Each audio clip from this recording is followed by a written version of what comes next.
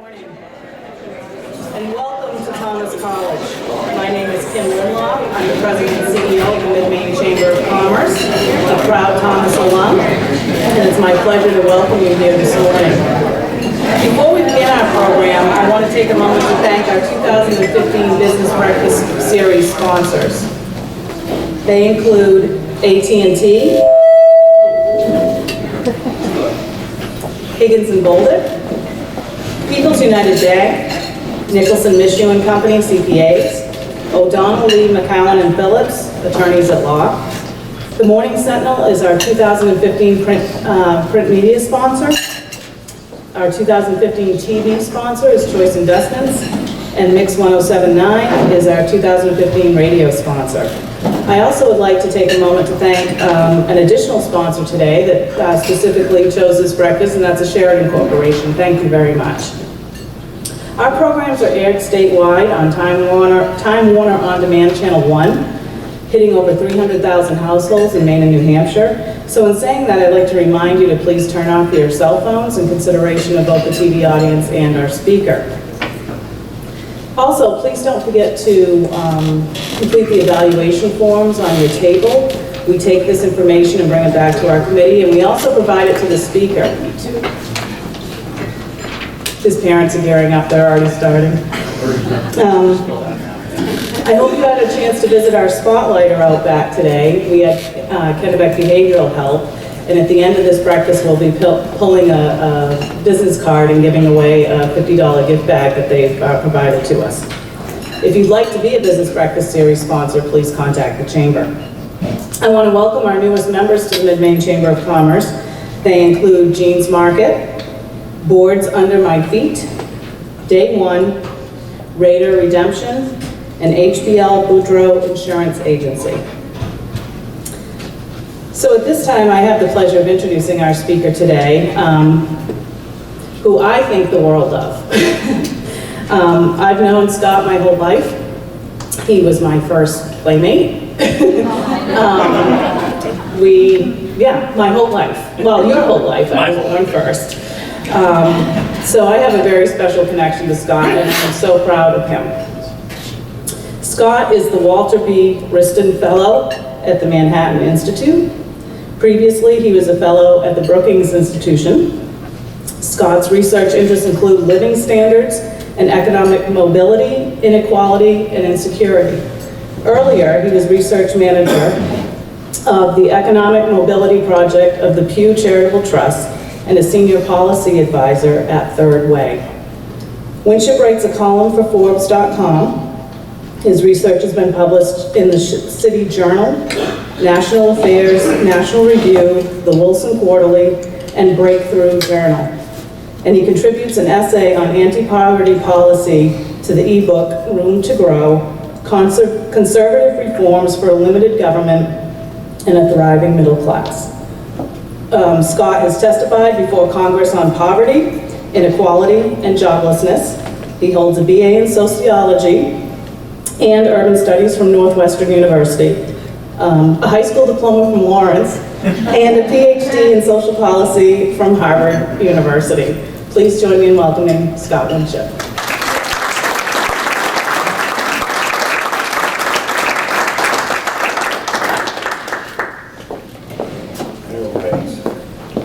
Okay, I think I'm going to use this mic. Well, thank you everybody for getting up this morning. I'm not sure I would be here myself, given the choices you had to sleep in a little later. But I very much appreciate it. Thank you to the Mid-Maine Chamber of Commerce and to Thomas College. Thank you to Kim for inviting me. Kim and I do go way back. If there were dirt on her at age, 11, I could really embarrass her right now. Most of the dirt is on her brother. I'm especially happy to be here in almost my hometown. I'm still trying to forgive my parents for moving from Fairfield to Waterville, the crosstown rival. But also happy to be here because they've not actually heard me speak before I think about any of this. And just great to be back. I don't sound like I'm local. It usually takes a couple drinks with New Englanders, which sounds like a bad idea at 8 o'clock in the morning. But we'll see. Maybe I'll loosen up a little bit as we go along. So my niche in Washington, D.C. has been, I'm sort of this weird guy. I've drifted politically over the years. The names that Kim read off, I started out with some Democratic think tanks and now work for a conservative one. And essentially what I go on about is trying to convince Democrats, which I was pretty unsuccessful at doing, that income inequality has been overstated as a problem. Not to say it's not a problem, but that there's a lot of confusion about basic facts, and that'll be a big part of what I show you today. And now I'm trying to convince conservatives that economic mobility is a problem, that inequality of opportunity is a problem, and hoping to fare better there, but remains to be seen. So I'm just going to try to walk you through some slides. I kind of speak in charts. There's going to be at least one chart, probably two, where people may run out of the room or fall into their pancakes. But I'm going to try to get across the main ideas and then walk you through why some of what we think we know is a lot more complicated than it might first seem. So first of all, just on income inequality. There are two ways to think about income inequality. Believe it or not, this is going to be one of the easier charts, so I'm going to cross my fingers and hope for the best. Two ways of thinking about income inequality. One is inequality between, say, the middle. Is this too echoey? Is everybody okay? Yes. So one way to think about it is inequality between the middle and the bottom, or sort of inequality below the top 1%. Most of what we hear about these days is about the top 1% and how they pulled away. And we can definitely, I've got a few slides on that. But first, I just want to say a little bit of something about what's happened below the top 1%. It may be that this thing's actually on, if that's what it is. Better? It sounds worse when you're where you're at than when you're Yeah, we can just take it off and I Yeah. can just use this mic if that's easier. Okay. Yep. So now I'm going to turn it back on. Okay. Thank you. Okay, so inequality below the top 1%, which doesn't get much attention these days, but which in some ways, especially when we're thinking about inequality of opportunity, may be more important. I mean, the top 1% by definition is a small group, and so the impact they can have on the poor and the middle class is limited by the fact that they're the 1% of the population, right? When I think about the poor, I tend to think of them as competing with the middle class for middle class opportunities, and so therefore, in some ways, I think inequality between the poor and the middle it actually deserves more of our attention than it gets. So this chart is a little complicated, but fairly straightforward once you get your bearings. So each of these sets of bars looks at a business cycle or a set of business cycles. And when you look at income trends, it's really important that you compare comparable points in the business cycle. Sometimes you see people gaming the numbers where they compare a very good year to a very bad year. And that's not a fair comparison because things are going to be good again. And so you want to compare good years or you want to compare bad years. Here I'm basically comparing, I'm defining these business cycles by good years. So 1948 to 1969, 69 to 79. So you can kind of think about it as the 50s and 60s, the 70s, the 1980s, and then the 90s. I stop at 2007 precisely because we haven't hit the good year yet. So I don't want to put numbers up there that'll make the current period look bad, which it's not been great for sure. But we're still on the rise, and so comparing it to these other ones would be misleading.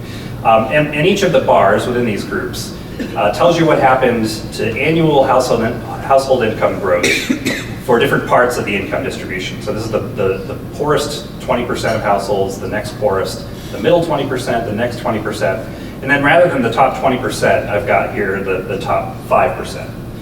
Because really, all of the action at the top is happening way at the top. And in fact, if I put the top 1% on here instead of the top 5%, you would get more dramatic results. I use 5% because it fits in the chart nicely.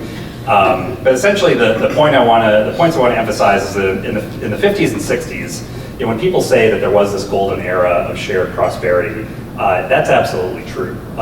There's really no contesting that the middle class here in green and the poor did much better than we've done since. So you can see actually the poor experienced the most income growth over this period, and the top did worse than everybody.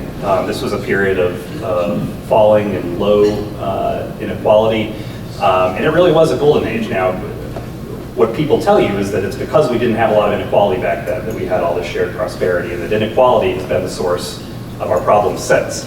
I think a clear sign that the case is a lot more complicated than that is the fact that income growth really slows down in the 1970s. Whereas we're going to see that income concentration, well, you can see it here, doesn't start until the 1980s. So the 70s weren't a very good year if you were in the top 5%, maybe a very good decade if you were in the top 5% either. 70s kind of bad for everybody. The 80s is where you start to see the rise in income concentration.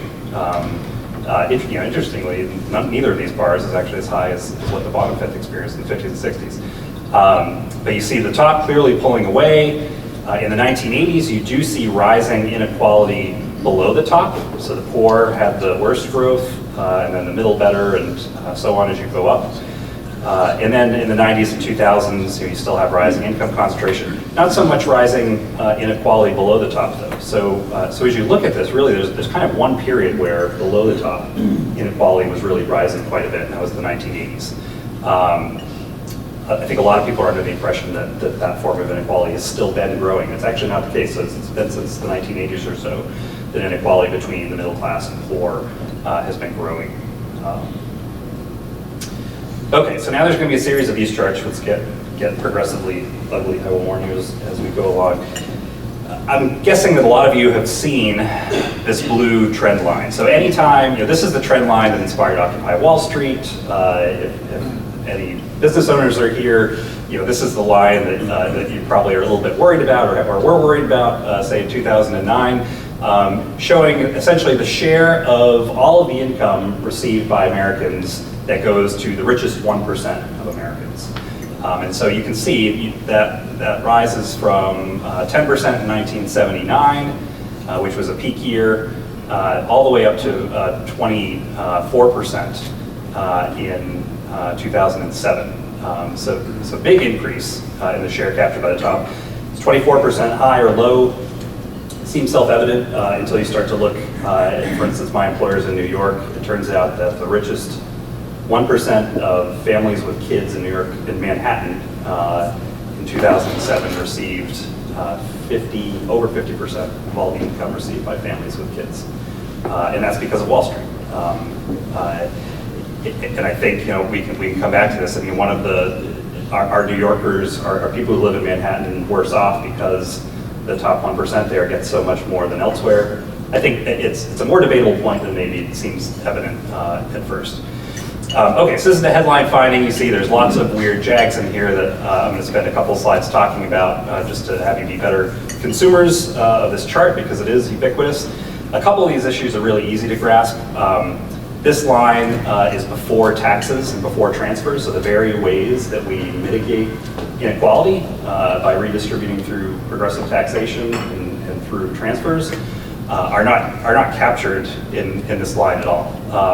So you might think, well, you can start with this line, but what really matters is what we do as a society to reduce these inequalities and how does that affect the trend over time. And you can see the red line is from the same data source as this. It's after tax. It includes, it makes a pretty big difference in the levels. The trends, still steadily increasing, but now it's only rising from about 7. We can't extend this one over here, but you can figure 7 to 17% roughly. And then the orange is from a different data set, which includes transfers, both cash transfers like cash welfare, unemployment insurance, Social Security, which is also important to remember that Social Security is not in here. The population is getting older, so that's actually affecting this trend. It also includes non-cash transfers like health insurance, employer-provided health insurance, as well as Medicaid and Medicare. There's a lot of controversy about how you measure the cash value of of health insurance. But you can see at any rate, the transfers don't make as much of a difference as the taxes do. So progressive taxation is really the way that we mitigate inequality in the United States. Okay, so those are fairly straightforward issues to grasp. It gets more complicated after that. So the difference between this blue line, which is the same one you saw before, and this purple line now, is that this includes some capital gains. This doesn't include any capital gains. So capital gains, I'm not sure of the diversity of folks we've got in the audience. Capital gains, you have an asset, you purchased it for one price, you sell it later for another price. The difference is a capital gain. Now, the treatment of capital gains in this data is really suboptimal. I mean, there's not a great way to do this, but what this line counts is essentially any capital gains that you realize. In other words, when you sell the asset and you actually get the capital gain, you sell your house, you sell stock, you get this windfall, right? You could get windfall losses as well.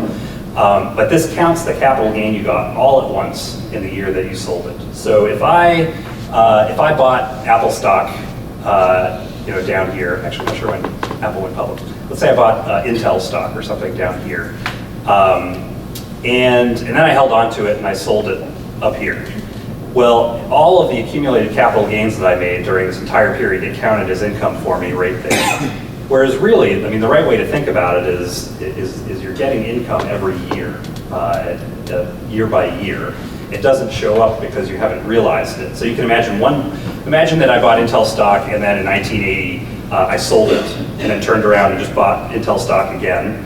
And I made a little bit more money and I sold it. And then I took the money and immediately bought Intel stock again and kept doing that year after year. You would see realized gains show up every year in the data. That's basically equivalent to if I never sold it and just held on to it out to here. But in this case, like all of those annual year by year gains are getting counted in one single year. And by the way, if I'm a good investor, I'm timing the market. And so when the stock market is doing well, as it did here and here, it's going to increase the inequality rise that much more because if I'd sold all my Intel down here, and I'm in the top 1%, I wouldn't have gotten a lot of income. Whereas if I sell it up here, I get a ton. Now this works both ways. I mean, people don't realize this, but in 2010, CEOs actually were poorer than they were in 2000. A lot of people think inequalities continue to rise. The top 1% of the top 1% was poorer in 2010 by $13 million than they were in 2000 on average. So don't cry for them. They're doing very well. But it is the case that the ones who see the biggest gains really do see the biggest hits in downturns as well. So that's realized gains. Now, on the other hand, there are these gains that they have to be taxable as well. If they're not taxable, they don't show up in here either. Now, what's not taxable? Well, all of your retirement savings has been accruing over the course of your careers and has not been taxed. It will get taxed depending on where you've got it parked. But none of it's being taxed as it's accruing gains over time. And it's also true that if you're middle class, you sell a home up to a certain amount of capital gains, which is something like $400,000 the last I knew, none of that gets taxed either. So if you sell your home and you're rich and you make a ton, that's in here. If you sell your home and you're middle class, that doesn't show up. So you might think that would increase the appearance of inequality more than inequality is actually increased. The right way to do this, ideally, is that whether gains are taxable, whether they're realized, you would count them year by year over time. And unfortunately, we don't have good data that actually counts these unrealized gains. They're hard to see in most data sets. Okay, and then the second thing to start looking into is that this line is affected by, all of these lines are affected by tax policy changes. So you can see just weird stuff going on in the data that we're gonna get around to. But you can see this weird jag here in the mid-1980s. You see a totally different strange increase if you exclude capital gains. So basically underneath here that we don't see is something else entirely different. It's weird that's going on. You see some bumps here, you see weird stuff going on here. A lot of these reflect tax changes. And in the next chart, we'll go through a few of them pretty quickly. The problem is there's not a lot of information that's readily available that allows you to adjust for these things and to produce a line that really corresponds to how we might think of what's happened to inequality if you take into account all this income that we don't see behind these numbers. We can do a little bit. This shows you the trend, the top 1% share of earnings, which is lower and also rises less. So from about 6% to a maximum of about 13%. But beyond that, there's not a lot we can do looking at the top 1%. Now on the train ride over yesterday, I happened onto something that I'm actually very excited about. So I'm writing a book officially. This stuff will definitely go to, you're the first crowd to see it. So these numbers are for the top, the share of income that all Americans receive that went to the top 1%. I'm going to show you the next chart is the share of income among the top 10% that went to the top 1% of the top 10%. So it's the top 1/10 of 1%'s share of the top 10%. So, and there are a couple of things really interesting about it. So first of all, I mean, they could almost be the same chart. So what this is telling you is that there's as much income concentration, or the rise in income concentration has been as great within the top 10% of Americans as it's been in America generally. So sort of shocking. If I went further, which I'll do at some point, and showed you, the top 1% of the top 1%, I'm almost positive you would get similar trends. So inequality in the United States is this thing that no matter you sort of lop off poorer households, and you basically continually get the same sort of results over time. So that's pretty shocking. On the other hand, it really does force you to think about whether income concentration is everything, right? I mean, we don't really care. At least I don't. Most of us are in this top 10%. We probably would all like to be doing better, but we've had a pretty good run of things, I think, versus people at the middle, people at the bottom, certainly. So how we view this increase in inequality really depends a lot on how people are doing, how the middle and the bottom are doing, right? The middle of the top 10% is probably doing pretty well, and so I don't worry at all about this increase in inequality. Whether that's true for these figures, I think people will differ. But what's useful about the fact that these are so close to each other is we can actually do more looking at this more rarefied group to get behind the numbers. All right, so you've been warned.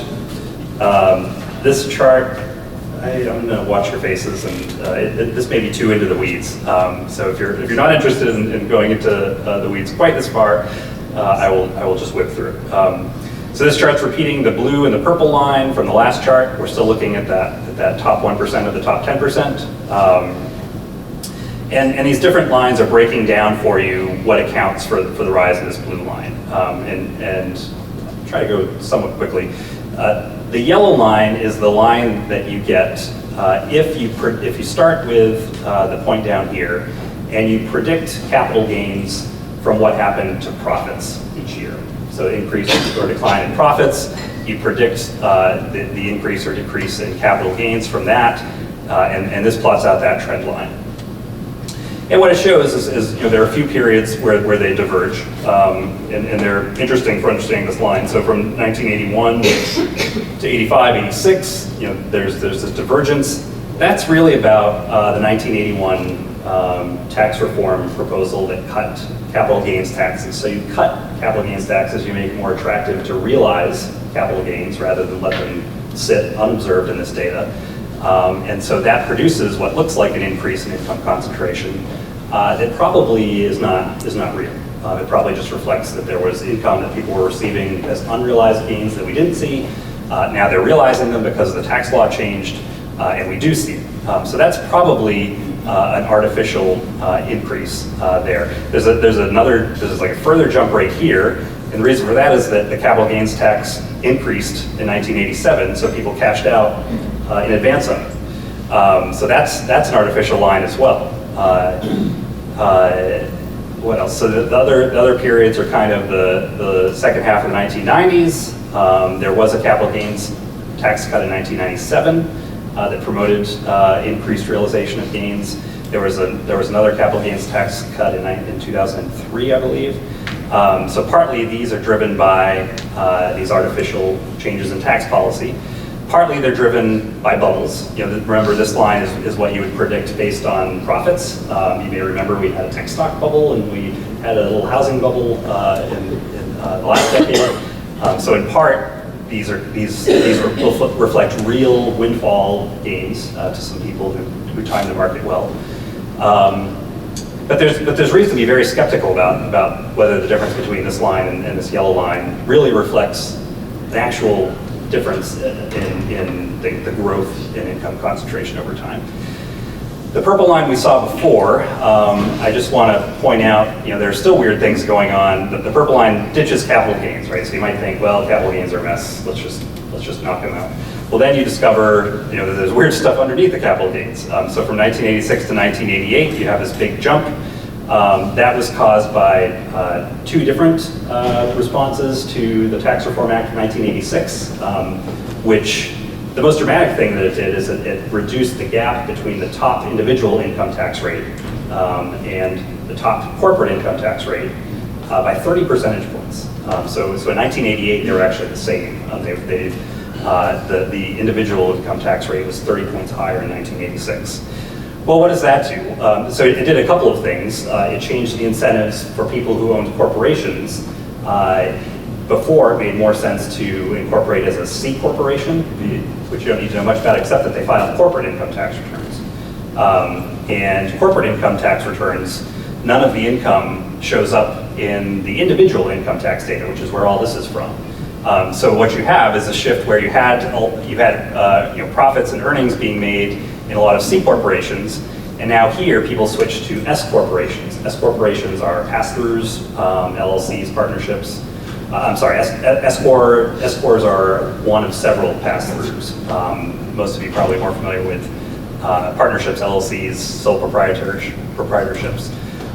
That income does show up on individual income tax returns. So this bump up is at least partly artificial again. It reflects, there was money that was being received that didn't show up in the data, and then the tax law changed, and now we've got a bunch of money that does show up in the data. This green line takes out the pass-throughs, and you can see it reduces the levels of inequality, and it also makes the trend quite a bit less over time. But you can still see there's still this 1986 to 1988 jag here. The other response that people had to the Tax Reform Act of 1986, because of these changes in corporate and individual income tax rates, is that it made it, before it made more sense if I'm an owner-employee of a relatively small business, rather than pay myself a higher salary compensation package, it makes more sense for me to just plow my profits back into my company. And that makes the company more valuable. Eventually, it'll show up in the tax data somewhere out here when I sell my company. Or if I go public, my shareholders will get gains eventually that will show up in the data. But it doesn't show up in the data down here. Now, because of the tax law changes, suddenly it makes a lot more sense for me to as an owner-employee, rather than to reinvest my profits, I ought to increase my own compensation package more generously. Well, that shows up in the data.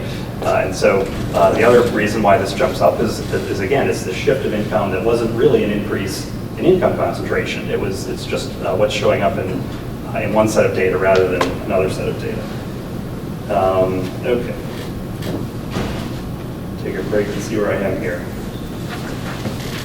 So there are other weird features of even the green line that are pretty evident. You've got stuff going on here. So So this little bump probably reflects the first wave of new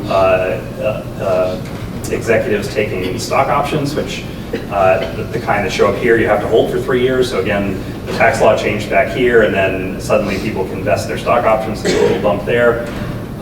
This increase here in 1992 is a reaction to Bill Clinton's tax increase at the top.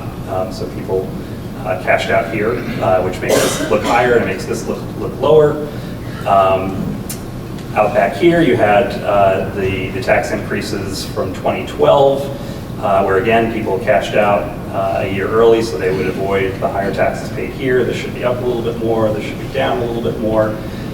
And again, you have these big peaks in 2000, 2007 that haven't gone away, even though we got rid of capital gains. Well, the answer is that capital gains actually are still hiding in there because of stock options. So stock options became a lot more valuable. Actually, they were encouraged by public policy. I forget the policy changes in the 90s, but essentially the tax policies told executives basically like go out and give yourself stock options instead of the ways you used to pay yourself. And what that did is it meant that any booms in the market and busts in the market were going to magnify CEO pay more than they used to. And so stock options again are this issue where people are realizing gains, people are accruing gains over time that only show up when they exercise their stock option. And of course, if you time it well, then you exercise the stock option when the stock market has risen a lot. So stock option essentially, a company says, we're going to give you X number of shares. You can't exercise them for 3 years. But at that point, you can exercise, or actually you can exercise them up to 3 years. Once you exercise them, the difference between the price when we gave you the options and the price of what they're worth now is going to count as income to you because they're giving you the shares at the old price. So it's a nice perk for executives where instead of buying stock at a higher level, they get to buy it at the level when the stock was cheaper. So that's the part of stock options that goes on individual income tax returns. You can't get rid of those as easily as you can get rid of realized capital gains, but using another data set yesterday, which only goes from 1994 to 2010, what I did is I tried to estimate the share of executive compensation that was tied to the stock market and the share that wasn't, and then to just show the share that is not tied, or just to use income that's not tied to the stock market, and then add everything else that's underneath these ones as well. And so when you get that, you get this. So this is a much rougher line than the rest of these, just to be clear. But when you do that, it essentially knocks out this first peak. This peak remains, which could be the housing bubble. I haven't quite figured out that yet. It might be real. But what you can see is that the trend looks much less scary than it did before. It goes from about 6 here to about 10 here. In the X's, I've tried to fix these other quirks that I told you about that are related to tax law changes. These are all very rough. Arguably, this line is more or less straight because really this set of numbers here should all be moved up because this is really a different era than this era, and all this shift is all just income that we couldn't see before that now we can see. And then arguably these bumps are just sort of noise as well. So plausibly, rather than having an increase, we saw in the first chart was from the top 1% receiving 10%, going all the way to, I think it was 24% before. Here it goes from 8 to 22 for this top 1%, the top 10%. So rather than 8 to 22, plausibly we're talking about 6 to 10 or 9. So it's still an increase, potentially a much smaller increase. And in this problem of what we observe in the data and what we don't observe, really makes it hard to, I can't tell you that this is for sure a better way of thinking about things than this is, but hopefully you've come away with realizing that there's just a lot, it should be really unclear whether this really reflects what's happened in the United States over time. Okay, deep breath. So it's going to get much easier from here, which is good.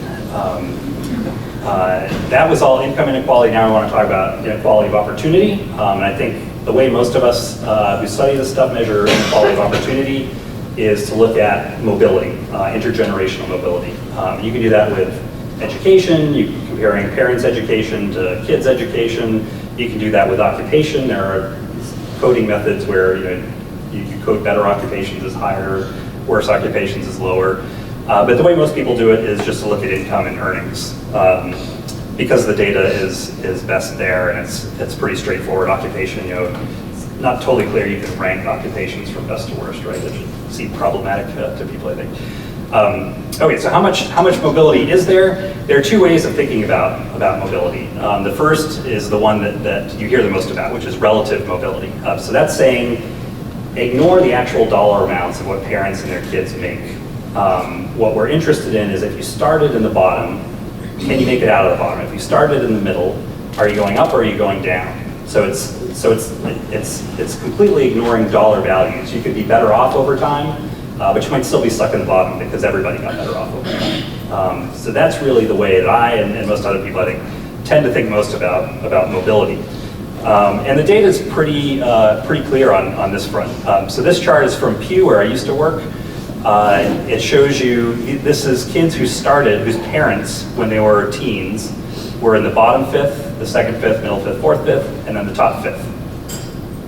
And then the bars tell you where kids who started there end up. So if you started in the bottom fifth, and by the way, this is sort of today's 45-year-olds. I can sort of think of it as comparing my generation to my parents' generation, actually. I was not in this survey. They didn't ask me to participate. But what it's showing you is if you start at the bottom, you have about a 43% chance of remaining in the bottom as an adult.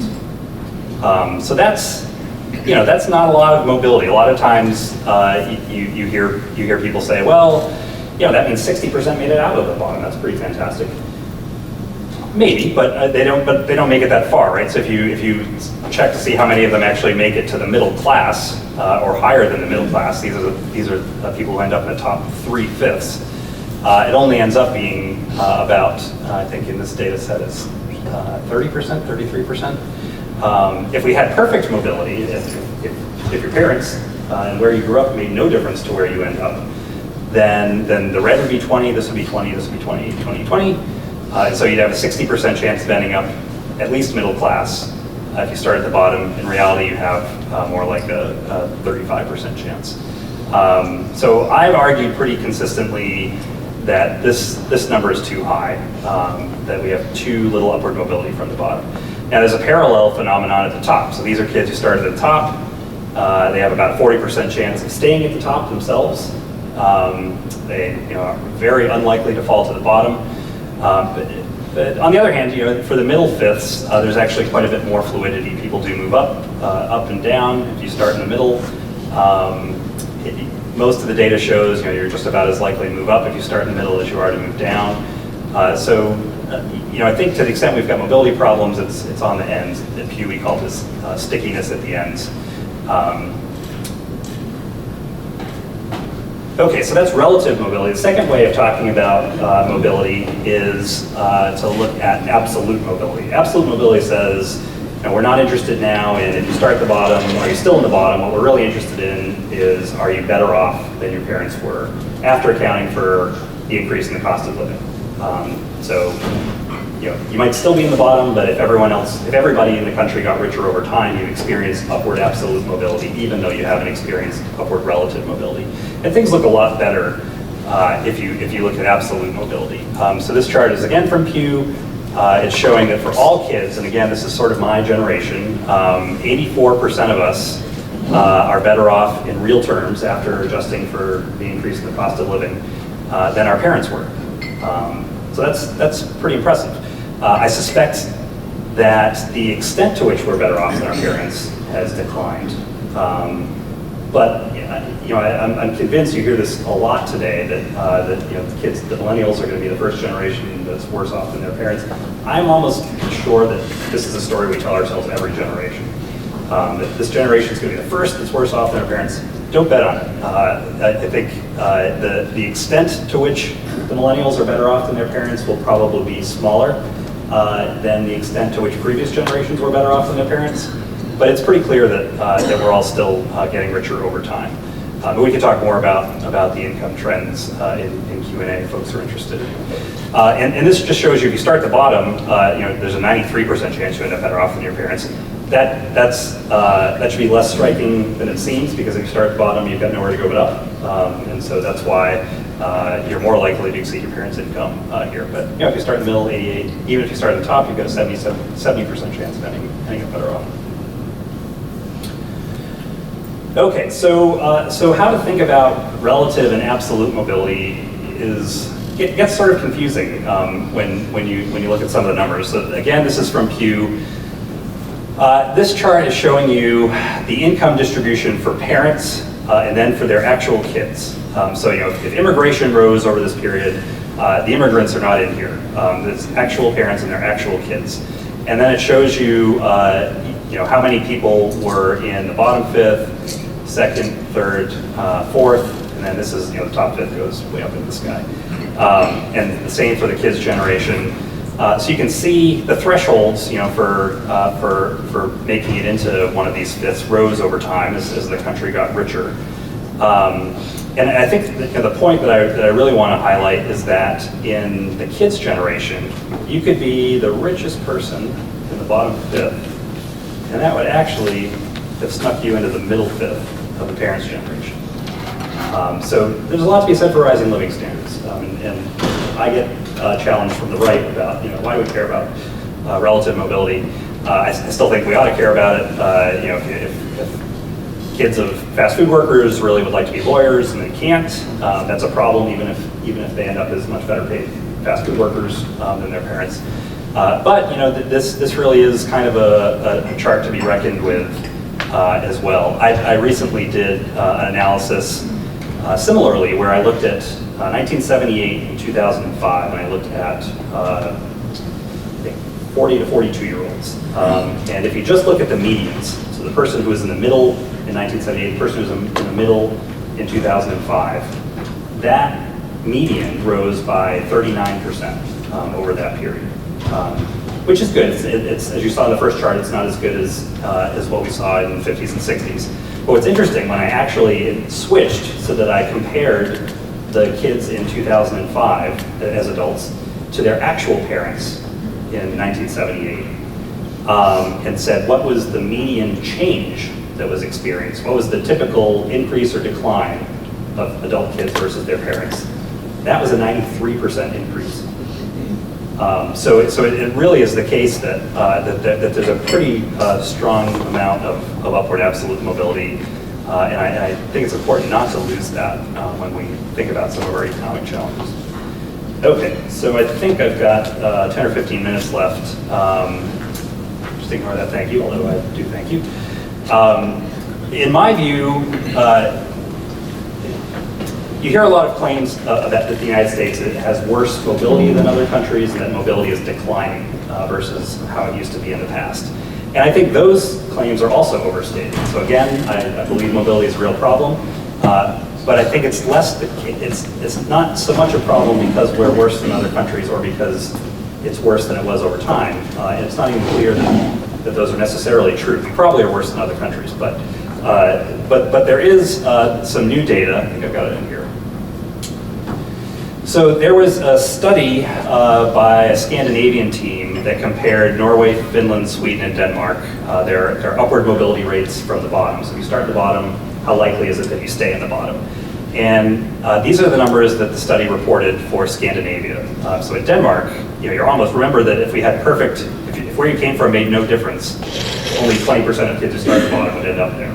And in Denmark, you know, it's 25. It's pretty impressive. Similarly low in Norway, Finland, and Sweden. In the United States, this 31 wasn't actually what the study reported. It reported that it was more like 40, 42, so somewhere out here.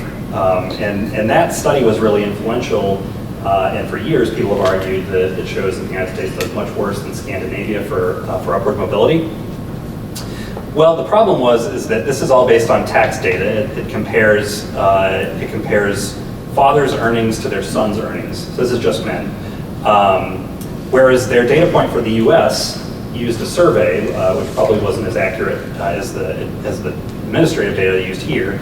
Plus, it compared sons' earnings to their parental income. So not to their father's earnings, but to their parental income. Since the study came out, Pew has put out a study where they compare father and son earnings. And in fact, they got a 31% figure. So if you're a 40-year-old man that you were raised in the bottom, your father was in the bottom fifth, you have a 31% chance of ending up in the bottom fifth yourself. That's higher, but it's not dramatically higher. There's since been another study that came out about a year ago of a US, Canadian, and Swedish economists who basically worked together to make all of their methodological choices as consistently as they possibly could, all using administrative data. So basically the best kind of cross-national study you can do. And they actually found that the US and Sweden had the same rates of upward mobility in Canada as well. So if that's true, if this bar actually ought to be here, then we may be as good as Norway and Finland, probably not as good as Denmark. Denmark's a whole nother, Denmark may as well be Mars. But I think this really ought to make us really think hard about what we thought that we knew, that the US was sort of a laggard on mobility is actually right or not. I should say if you compare adults' family incomes to their parents' family incomes, I suspect the United States probably would look worse than other countries. And I think that relates to the fact that we have a lot more single parenthood in the United States. And so rather than have two earners, we've got fewer of those. We've got a lot of one-earner families. I don't say this to denigrate single parenthood at all. I, in fact, am one. It's always my disclosure or my disclaimer with this sort of stuff. But the point is that I think we've really overstated the extent to which we're different. This is, if you start in the middle, what are the chances that you fall below the middle? Again, you see when you actually measure them the right way. I've got the numbers on here, but we're right in the pack with everybody else. I think I'm going to. So the Great Gatsby curve was a political fight that I got into with the Obama administration, which is unfortunate. Where they essentially were showing that countries that have more inequality have more immobility, less mobility.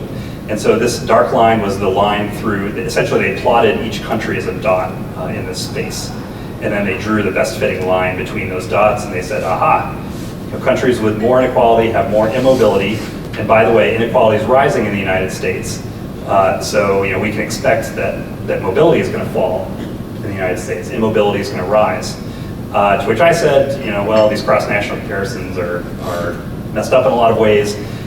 They use a measure of mobility that actually looks worse when income inequality rises. So the relationship is almost baked into the cake.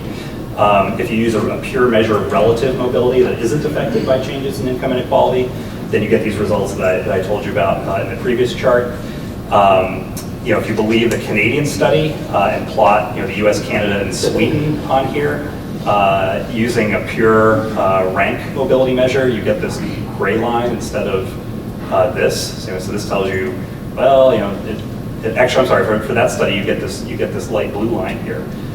So it actually, shows more inequality may correspond to actually a little bit more mobility, a little bit less immobility. So the point is, you ever see the Great Gatsby curve chart? No one's ever been clear why he titled it the Great Gatsby curve. It's not a curve. It's not obvious what the Great Gatsby has to do with it. Point being, this line you should not trust. Okay, so that's cross-national comparisons. Are we worse off than we used to be in terms of mobility? Here again, I think that my take on this is actually much less controversial than my take on cross-national comparisons, where I am an outlier. I won't be in 5 to 10 years. Everybody will be lauding how visionary I was. There's a consensus on the trend in mobility, however, which is that the research is very mixed, doesn't show big changes one way or another in either direction. It tends to find small increases in mobility more than find small decreases in mobility.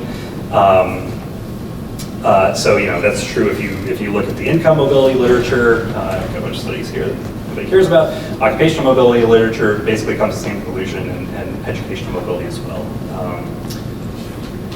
And these are my own numbers, which I've never published but need to at some point. So again, this is if you start in the bottom fourth, I couldn't do fifths this time because I didn't have enough people in the data. You start in the bottom fourth, what are the chances you end up in bottom fourth as an adult, second fourth, third fourth, fourth fourth? Well, if you're born in the late 40s, you had about a 37% chance of being stuck.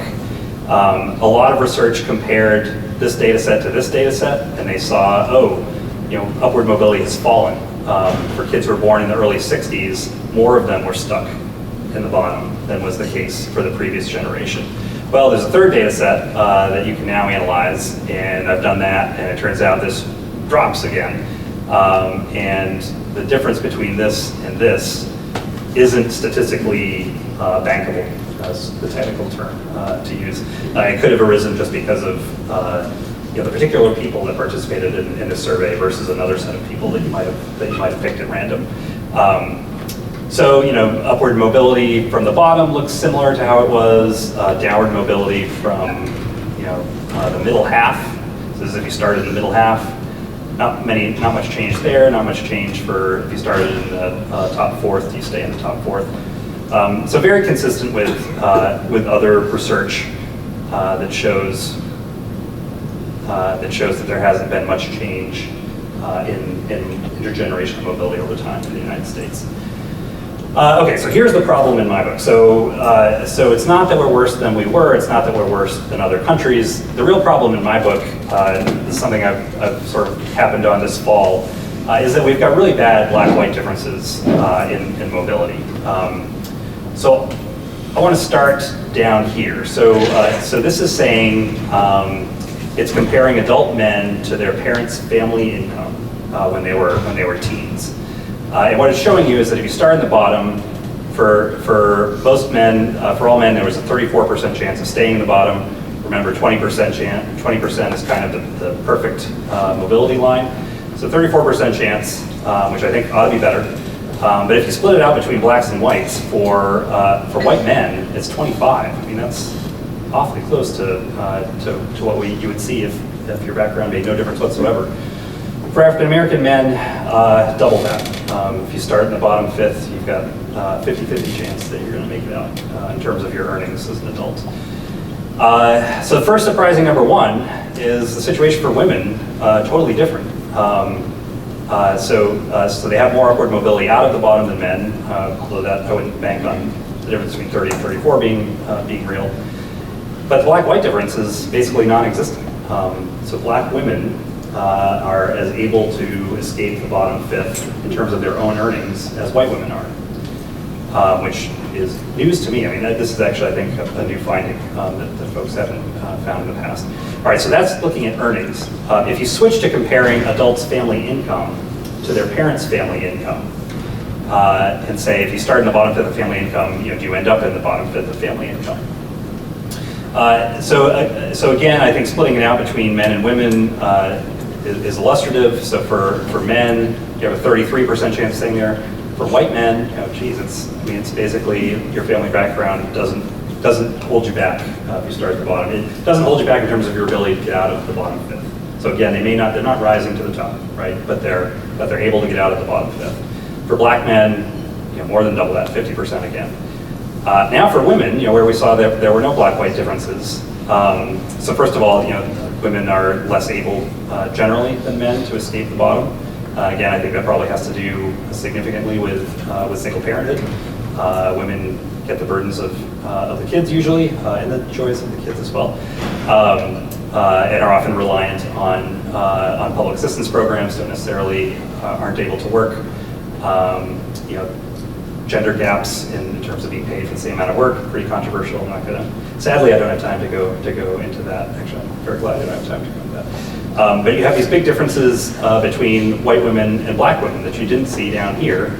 And again, I think this probably relates to the fact that marriage rates are so much lower in the African American community than they are in the white community. That remember, this is family income, so you have more two-earner families here than you have here, and I think that translates into these differences in black-white upward mobility that really are sort of a national disgrace. I would argue, we're 50 years from the civil rights movement, and we've not made a ton of progress there at all. This is similar numbers for if you start in the middle, did you fall out of the middle? And you get, largely the same results. It would be 40% if it were perfect, right? Because you have 20% chance of falling in the second fifth, 20% chance of falling in the bottom fifth. So for white men, basically perfect.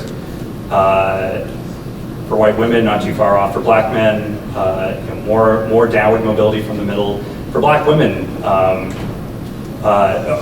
less downward mobility from the middle. So if you're a black woman who started in the middle, you're less likely to fall down than if you were a white woman who started in the middle in terms of earnings. But then when you get to family income, you see this same result again showing up. So I think I'll end there. See if there's time for some questions. Yeah, ask me anything inequality, mobility, or poverty related. Okay. One observation, it seems that your data suggests that aggressive, progressive taxation policies really do force that distribution to make the middle and lower income higher, Yep. As far as income growth. I guess my question is twofold. One is on this one, it seemed to me rather than just black, you would also do Latino at one point. Yep. But my real question is, do capital gains, corporate, and income tax reductions actually promote job growth, not income, Yep. but job growth? And if so, at what wage levels? That's several questions. So the last one, is controversial. The literature doesn't show a clear connection between top tax rates and growth rates. It also doesn't show a clear connection between income inequality and growth rates. So I think a lot of these questions are just inherently very, very difficult to answer convincingly. And I think if we're honest, the answer to your question is we don't really know. There's not the case that you sometimes hear from the right that, we would just cut taxes, we would increase economic growth. As you saw, a lot of the effects of tax changes aren't about incomes going up, they're about incomes changing from this source of income to this source of income and kind of moving around. That goes to personal income. That's right. And as in sole proprietorships. Yep, absolutely. On Latinos, absolutely agree. The problem with looking at mobility for Latinos is that you have to observe the adults, and then you have to observe them when they were teens, and their parents were living in the United States. And so you can do that. There are certainly Latinos who were in the United States 40 years ago, 30 years ago, but they're a select group, right? So all of the immigration that we've seen over the last 30, 40 years, they don't show up in the adult child data because we didn't see them when they were kids. The other thing is it's really hard to think about, right? I mean, so do you say, like, for today's 40-year-old immigrants who were born in Mexico, do we put them in the bottom fifth of the American income distribution or the bottom fifth of a combined distribution? I mean, it's almost certainly the case that the vast majority of them have moved up relative to their own bottom. They've moved out of their own bottom fifth, for sure, right? But there needs to be a lot more research on Latinos and Asian Americans too, who are always just too small in a lot of these data sets to look at, and immigration affects them as well. Take it, hold on. Take a go. Thank you. You didn't mention anything about the impact of much fewer population is employed in unions as compared to what it used to be. Yep. Or the effect of some of our international trade agreements, which seem to have put a lot of more manufacturing jobs overseas instead of in this country. Can you comment on those things?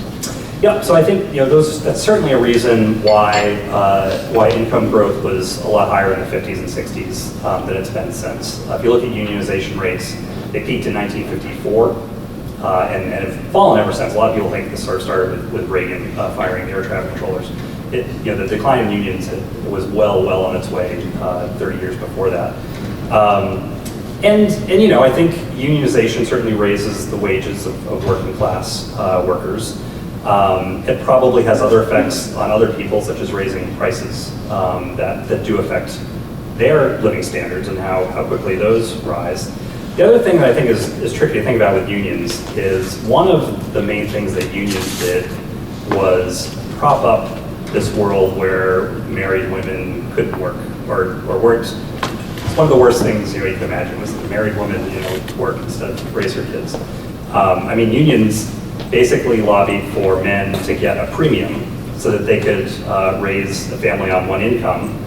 And as more and more women entered the workforce, starting in the late 40s, in going all the way to the mid-1990s, it didn't make sense for employers to pay that sort of premium to male breadwinners, right? This was kind of a different world. It was a very patriarchal world. In a world where both men and women work, you don't have this breadwinner top-off. And unions did a lot more than that. And so in the late 1940s, after men got back from World War II, UAW locals had it written into their contracts that if a woman at the firm got married, the employer had to fire her. So there was active maintenance of a system that I think a lot of us wouldn't necessarily want to go back to. Trade is a really complicated question. It certainly, I think, does put downward pressure on wages for less educated workers, for sure. And that's a big reason why wages haven't risen more. Although, if I had more time, I would sort of show you that wages haven't fallen for very many groups. It's just that especially for men, they've stagnated for a few decades. Thank you very much.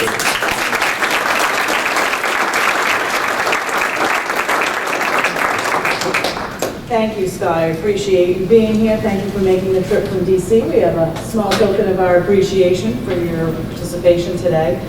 Also want to have you pull a door prize for Kennebec Behavioral Health's gift and remind you or inform you that you can now register for our breakfasts online at the Chamber's website. We put the schedules for 2016 on the table. Our next breakfast is here on January 14th, featuring Governor LePage. Moving Maine from poverty to prosperity. So we'll just continue this discussion on a more statewide level. And our next business after hours is from 5:30 to 7 on December 16th at Goodwill Hinckley. The winner of the Kennebec Behavioral Health Door Prize is Michelle Prince from JB Tech.